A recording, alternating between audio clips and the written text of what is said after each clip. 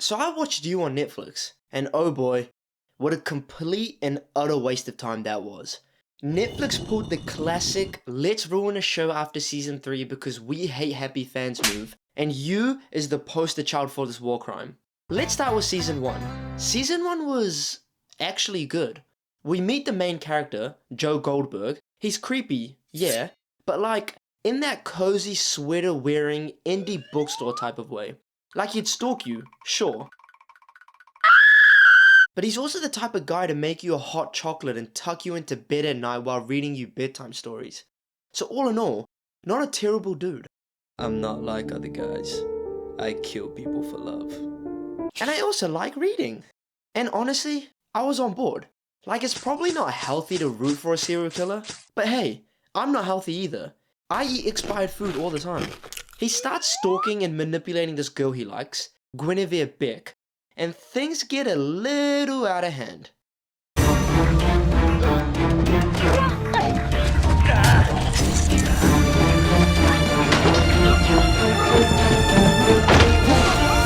But it's fine. It's all just harmless fun in the name of love.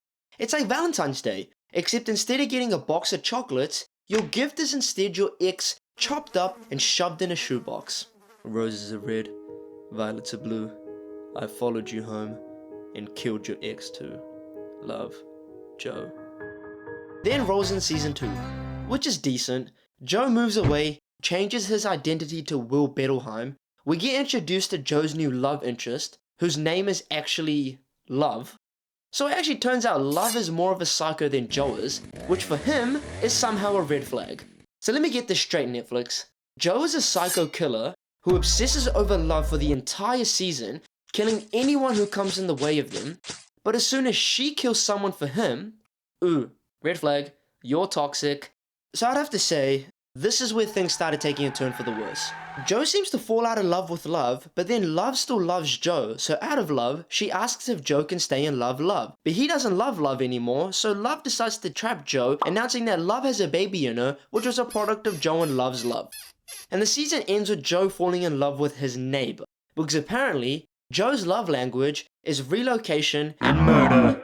Now season 3 hits, and it sucks. Joe and Love, two serial killers, settle down to raise a child. What could possibly go wrong? Alright class, everyone draw a picture of your family. This is mommy, this is daddy, and what are they doing? Mommy said Mr. Jenkins asked too many questions, so now he's in timeout for a really long time. Meanwhile, Joe starts getting creeped out by Love's psychotic behavior. That's like Hitler judging someone for being too violent. That's too far, man. Not cool, dude. But Love, being the love-struck murderer she is, suggests couple therapy. Ah yes, couples therapy. Because nothing patches up a homicidal marriage like a stranger acting like they can fix your psychological problems in under an hour. It's like trying to fix a severed leg with a band-aid.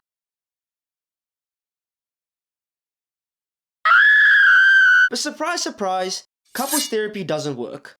Love ends up finding out about Joe's affair, and in true Love fashion, she handles it the mature way, by attempting first-degree murder. Honey, did you cheat on me? No? Don't lie to me. But Joe, being the romantic mastermind he is, poisons Love and ends up faking his own death. But hey, remember, it's all in the name of love. I'm not gonna lie, as terrible as the season was, the last episode was actually really good. Like probably my favorite episode from the whole show, which to be fair, isn't saying much.